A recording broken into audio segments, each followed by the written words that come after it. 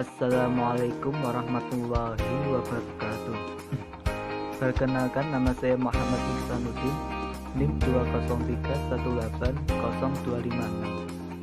Di sini saya akan menjelaskan proposal tentang penerapan metode diskusi untuk meningkatkan keaktifan dan hasil belajar IPS pada siswa SD kelas 5.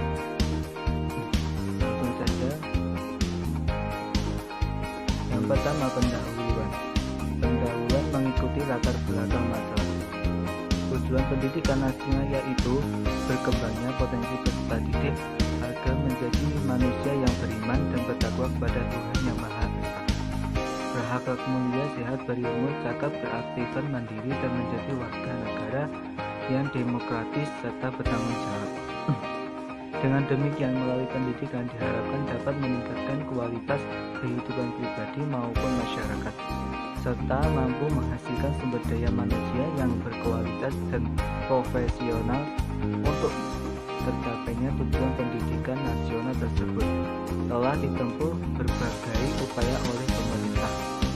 Upaya-upaya tersebut hampir mencakup seluruh komponen pendidikan seperti mengajarkan buku-buku pelajaran, peningkatan kualitas guru, proses pembelajaran, pembaharuan kurikulum, serta usaha lainnya yang berkaitan dengan kualitas pendidikan.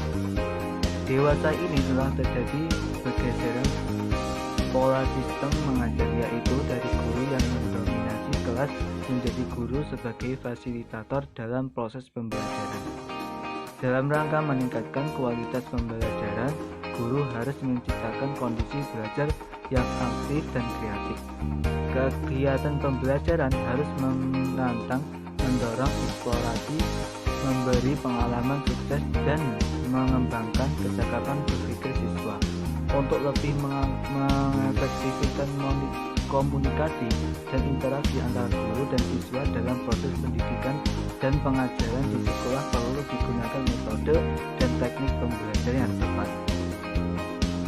Berdasarkan pendapat tersebut, di atas dapat disimpulkan bahwa kualitas belajar akan meningkatkan jika guru mampu menciptakan kondisi belajar yang ikut, kreatif, dan mengefektifkan komunikasi interaksi guru dan siswa menggunakan metode diskusi dengan media pembelajaran yang tepat. Namun, kenyataan menunjukkan bahwa penerapan metode diskusi dan penggunaan media belum tampak ditetapkan secara optimal. Hal ini ditujukan oleh tindakan guru pada saat mengajar. Guru hanya menggunakan buku pegangan yang ada dan mengandalkan metode baru tanpa menggunakan media yang sesuai dengan materi. Akibatnya, keaktifan partisipasi dan hasil belajar siswa menjadi rendah. Selanjutnya, identifikasi dan pembatasan masalah. Identifikasi masalah. Metode ini mampu meningkatkan kemungkinan berpikir kritis, partisipasi demokratis, mengembangkan sikap, motivasi, dan kemampuan berbicara.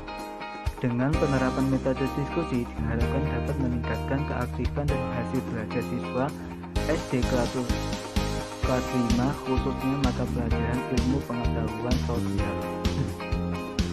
Ada pembatasan masalah. Penerapan metode diskusi dan penggunaan media belum tampak secara optimal.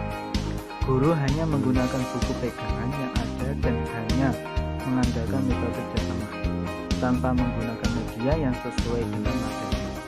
Penerapan metode diskusi dapat meningkatkan aktivitas belajar ilmu pengetahuan sosial pada siswa kelas 5 SD. Selanjutnya, rumusan masalah. Berdasarkan latar belakang masalah tersebut di atas, maka penelitian ini difokuskan pada permasalahan pokok sebagai berikut. 1. Apakah penerapan metode diskusi dapat meningkatkan keaktifan belajar ilmu pengetahuan sosial pada siswa kelas 5 SD? Yang kedua, apakah penerapan metode diskusi dapat meningkatkan hasil belajar siswa ilmu pengetahuan sosial pada siswa kelas 5 SD? Selanjutnya, tujuan penelitian. Berdasarkan latar belakang masalah tersebut di atas, maka penelitian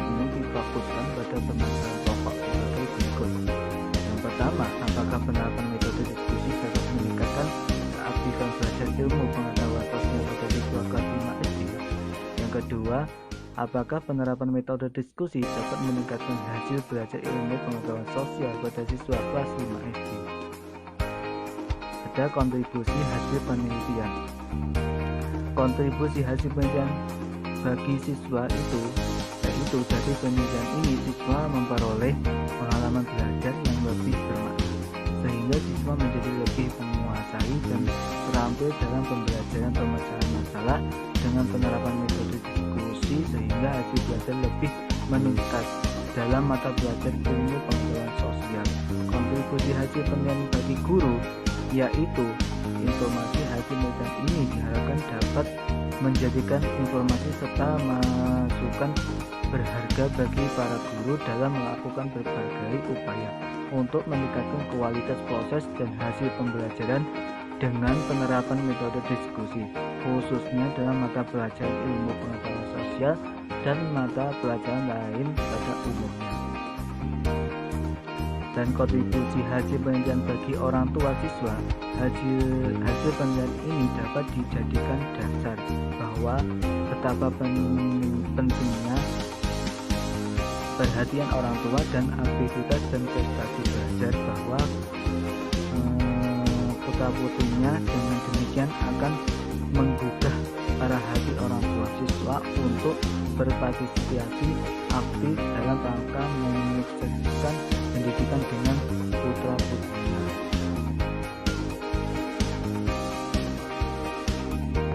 Selanjutnya, telaah hasil penelitian terdahulu.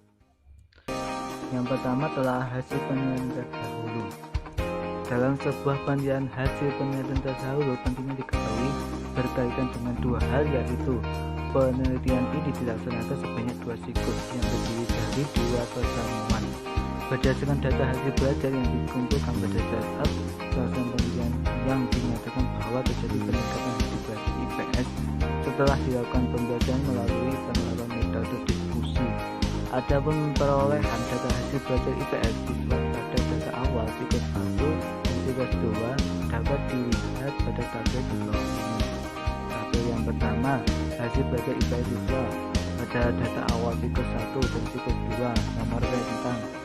Nilai hasil belajar data awal siklus 1, siklus 2, 58 siswa 36,36%, 2 siswa 9,09%, 0 siswa 0,00%, 251 kurangi 64, siswa 18,18%, 2 siswa 9,09%, 0 siswa 0,009%, 361 kurangi 69, 2 siswa 9,09%, 2 siswa 9,09%, 0 siswa 0,00%, 471 kurangi 806, siswa 27,27%, 9 siswa 40,91%, 8 siswa 36,36%, 581 kurangi 91, siswa 4,55%, 4 siswa 18,18%, 5 siswa 22,73 siswa persen, 691 kurangi 100, 1 siswa 4,55%, 3 siswa 13,64%, siswa 40,91, jumlah 22 siswa 100%, 22 siswa 100%, 22 siswa 100%, rata-rata hasil belajar 61,35, 73,90. Berdasarkan tabel di atas diketahui bahwa hasil belajar mengalami peningkatan pada setiap siklus. Selanjutnya, landasan teori. Metode diskusi merupakan suatu kegiatan di mana sejumlah orang membicarakan secara bersama-sama melalui tukar pendapat tentang suatu topik atau masalah, atau mencari jawaban dari suatu masalah berdasarkan semua fakta kemungkinan. Untuk itu, menurut Dikbud, metode diskusi adalah suatu metode untuk memupuk keberanian anak didik untuk mengemukakan pendapat atau memberi kritikan terhadap pendapat orang lain yang dikemukakan dalam suatu forum. Dari uraian tersebut di atas dapat Metode diskusi adalah suatu kegiatan belajar mengajar yang membahas suatu topik atau masalah yang dilakukan oleh dua orang atau lebih. Dapat guru dan siswa atau siswa dengan siswa lain. Dapat disimpulkan metode diskusi adalah suatu kegiatan belajar mengajar dalam bentuk tukar pendapat dan pertanyaan ide yang baik dari murid secara individual atau secara kelompok maupun dari guru sehingga diperoleh suatu kesepakatan bersama dari permasalahan yang dikaji.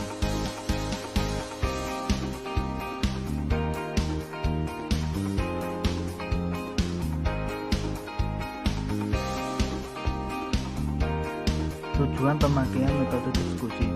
Secara rinci, tujuan pemakaian metode diskusi adalah sebagai berikut: mengembangkan keterampilan bertanya, komunikasi, menafsirkan dan menyimpulkan pada diri siswa. Yang kedua, mengembangkan sikap sportif terhadap sekolah, para guru dan bidang studi yang dipelajari. Yang ketiga, mengembangkan kemampuan memecahkan masalah dan konsep diri yang lebih positif. Yang keempat, meningkatkan dan keberhasilan siswa dalam mengemukakan pendapat, mengembangkan sikap terhadap isu-isu kontroversial. Selanjutnya, kelebihan metode diskusi.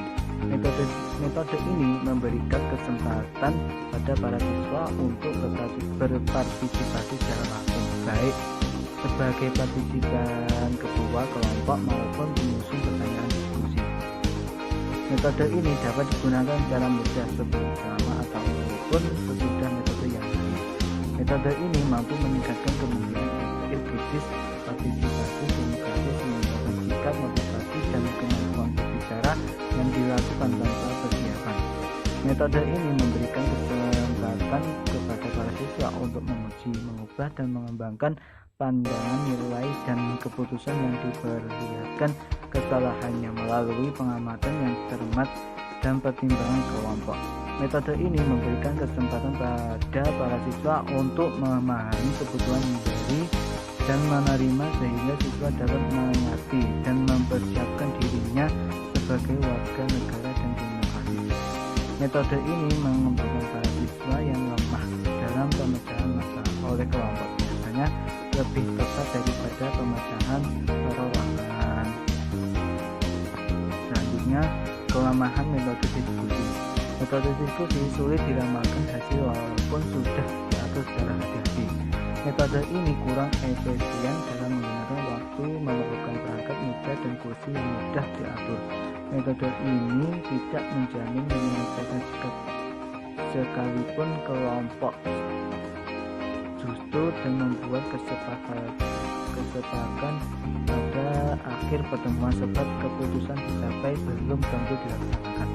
Metode ini seringkali didominasi oleh seorang atau beberapa orang anggota diskusi atau menyebabkan orang tak berminat dengan berbagai penonton. Metode ini membutuhkan kemampuan berdiskusi dari para peserta agar dapat berpartisipasi aktif dalam diskusi. Kemampuan ini hanya dimiliki oleh seseorang bila dipelajari dan dilatih. Selanjutnya, kerangka berpikir. Penerapan metode diskusi merupakan sebuah metode yang dapat menggali potensi siswa untuk dapat berpikir kritis, bebas mengembangkan gagasannya, serta memberi pengalaman langsung sehingga peroleh belajar tidak bersifat verbal semata, melainkan mampu memberi pengalaman yang bersifat konkret. Dengan demikian, metode tersebut akan dapat menguatkan ingatan siswa terhadap materi yang dipelajarinya. Bertitik tolak dan kerangka berpikir demikian. Dapat dinyatakan bahwa penerapan metode diskusi secara efektif cenderung dapat meningkatkan keaktifan belajar siswa dalam mata pelajaran IPS.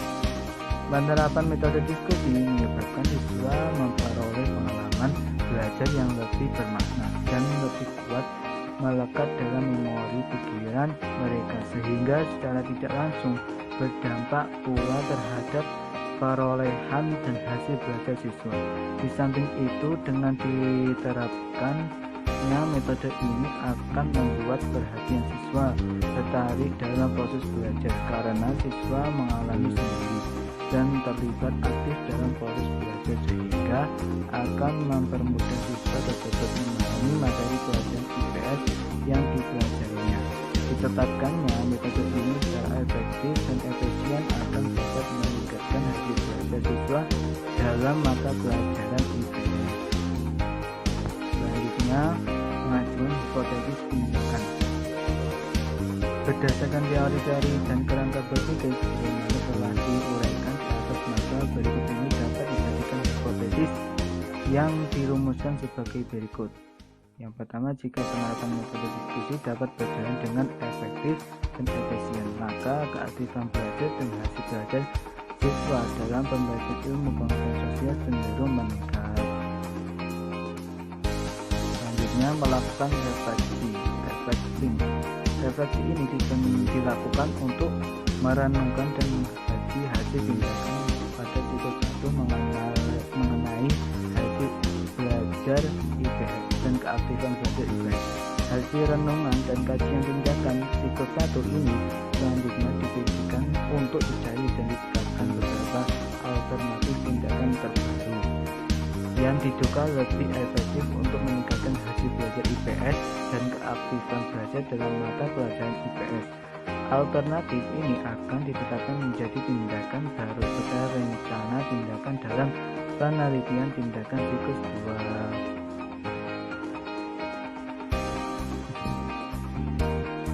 Terima kasih dari saya.